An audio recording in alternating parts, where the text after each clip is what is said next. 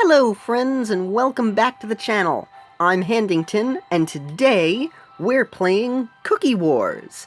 Now, I had a lot of trouble downloading this game, and first and foremost, this game takes a long time to load any screen, so while I wait for it to start up, I will give you the introduction.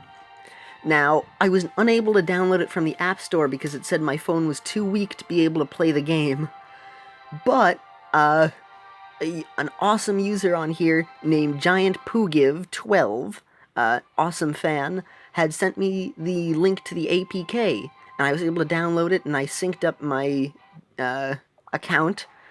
So this way, if I delete the app and then download a new version of it, this way it'll still be okay. So I don't have to worry about the data resetting. Ooh, let's take a look at the intro cutscene, because it's super awesome.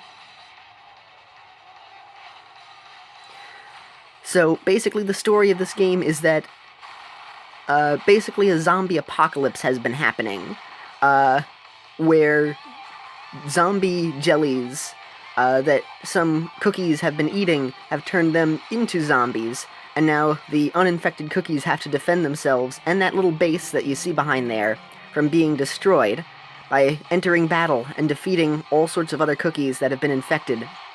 And it's so cool because you get to see all these characters you would otherwise normally know and love, and you're fighting evil versions of them.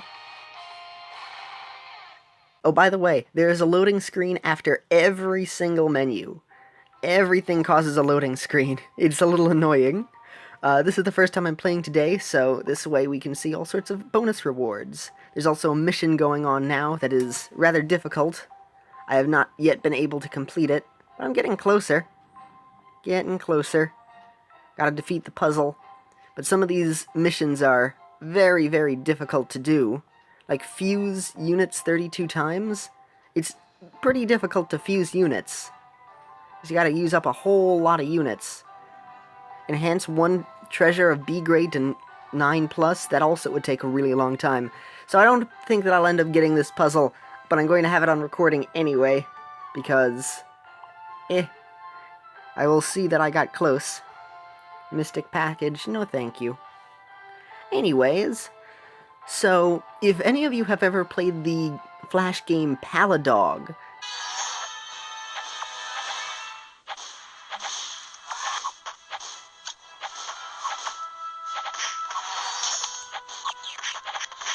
this is somewhat similar, but Paladog was way simpler. This game is much, much more complicated. So, where do I even begin while talking about this? Well, I was very overwhelmed at first. They gave a reasonable tutorial. Right now, the team that I have out at the moment is a team that I'm trying to level up. So I'm going to enter the menu for my team. This is my main team as of right now. So there are different units. Units are sent out with mana, and mana recharges in the middle of the level. So cheaper and weaker units cost less, and stronger units cost more. And each one has a different grade that can be upgraded. So let's say somebody of Epic, which is represented by purple, has 3 different levels. They have A, S, and then S+, whereas Legendary would have S, S+, and L as their ranks. And then the weaker grades would have different levels of strength. So this one would be B, A, and S would be the strongest version. And what you can do is once a unit is leveled up, because each unit has their own specific level. When they have leveled up, you can fuse units together with a weaker one. For example, let me see. So here's Hero Cookie, we can enhance it. So I would take a weaker one. I need one more jelly in order to do this, and I don't have that one jelly. But I can turn my Hero Cookie level 30, past its upgrade limit, going from A to S rank, to end up making it stronger. There are also different donuts, which act as little treasures specifically for each cookie that you can give to give them a bonus, and everyone also has a pet. Pets don't get experience like normal, but you can level up the pets yourself. Normally at the end of a round you'll get experience and a couple of rewards in gold, And you'll also earn experience for your level as well, because there's the player level, similar to Oven Break. But pets don't earn any of that, so you have to level them up on your own. And you can also level up with other units that are weak, because in this, having weaker units also act as experience that you can cash in. It's kind of strange. It's one of those gatcha style games. So, see, I can use another weaker unit, or a potion, to give experience, to help level up my pets.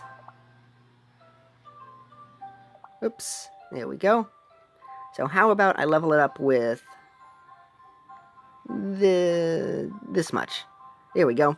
So right now I'm going to use up 3 pets basically as a potion. So these 3 units will now be destroyed, and I'm instead going to use them to power up this one.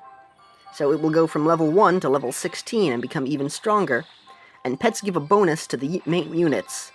There we are.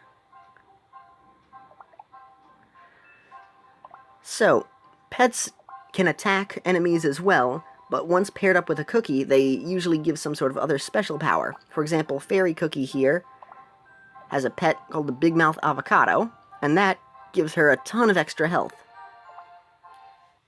even though other pets will be able to attack.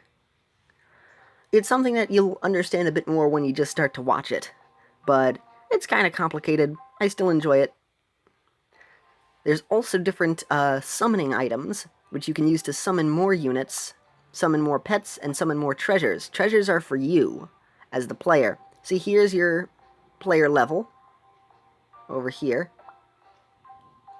My name in here is Handington, because Muffin Man had already been taken, so, yeah.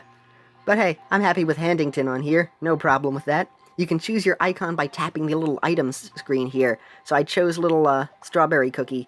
And I don't know why there's little messages that pop up when your friends do things, and it gets very annoying. But you can choose from all sorts of different things here. I chose strawberry because I like strawberry cookie, and her expression is called scared. And I'm like, yeah, that's how I feel. That's how I feel whenever I'm versing someone in the PvP match.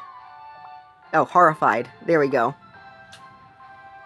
So, I have a couple of treasures here. They each give me a boost towards acquiring more mana and more damage for pets and stuff like that.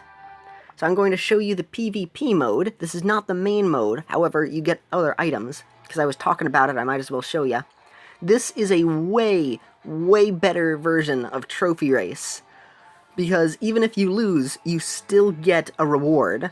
And if you win, you get a reward plus one of these keys, and you get 5 keys, and you can open it up, similar to the other chests in the game, in the gold chests in Cookie Run Oven Break.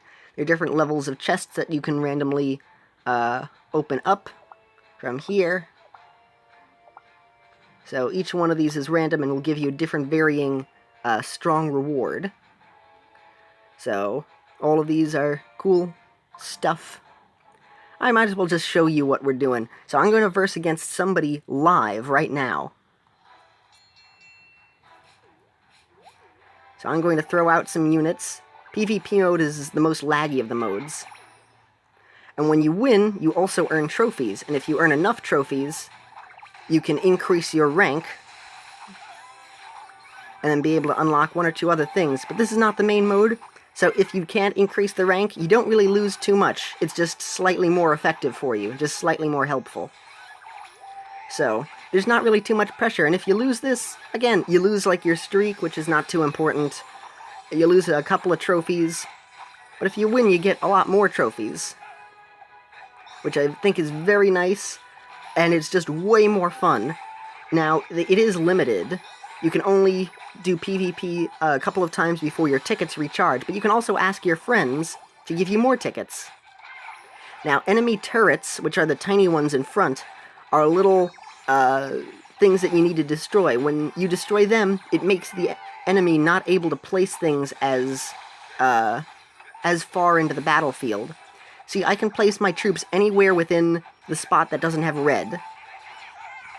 So I can place it here, I can place it anywhere. By destroying a turret, the enemy is not able to have as much range of placement, and that means I can place things even further.